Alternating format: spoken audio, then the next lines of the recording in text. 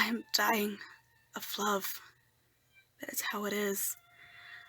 I loved her so, and I love her still, Daroga. And I am dying of love for her. I tell you, if you knew how beautiful she was when she let me kiss her. Alive. It was the first time, Daroga, the first time I ever kissed a woman. Yes, alive. I kissed her alive, and she looked as beautiful as though she had been dead. I kissed her, just like that, on her forehead.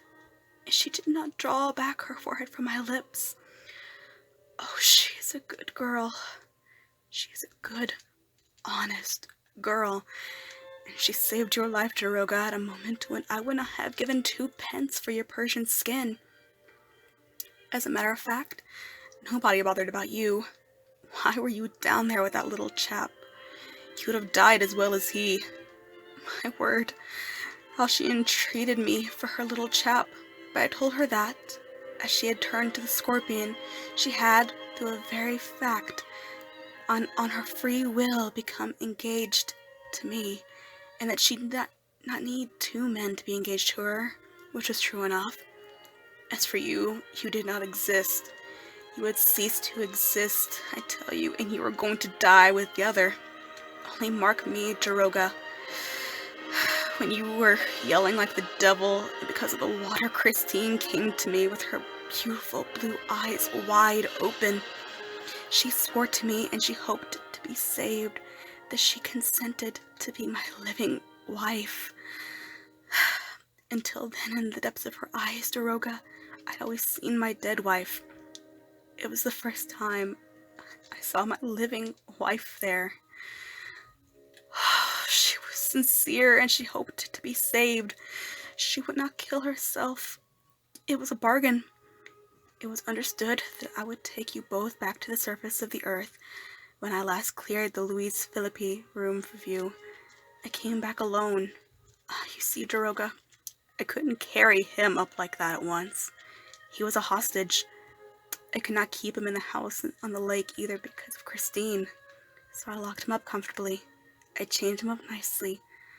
A whiff of the scent he had left on as limp as a rag in the tensions, which is the most deserted and remote part of the opera house, below the 5th cellar, where no one ever comes and where no one ever hears you. Then I came back to Christine. She was waiting for me.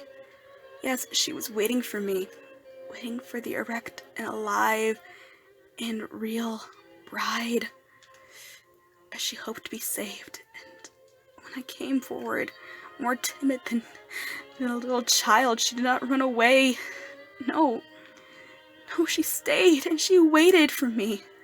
I even believe, Daroga, that she put her forehead a little, oh, not much, just a little, like a living bride.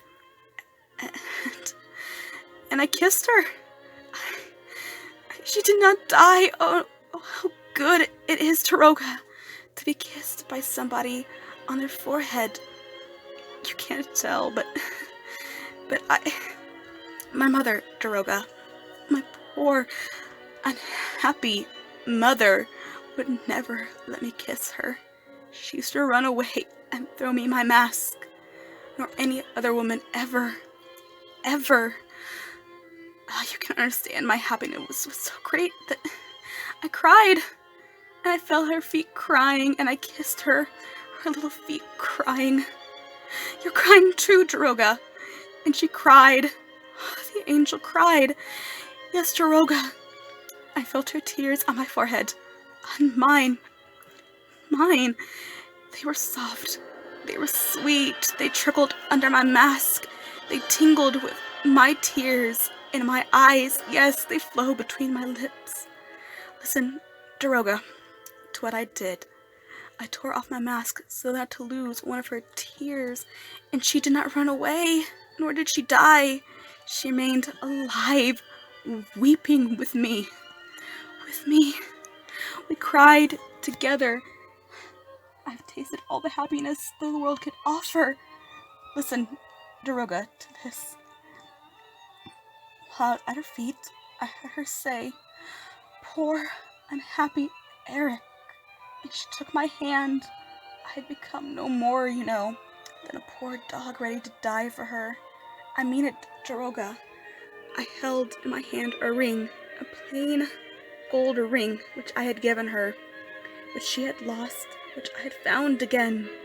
A wedding ring. I slipped it onto her little hand and said, "There, take it. Take it for you and him.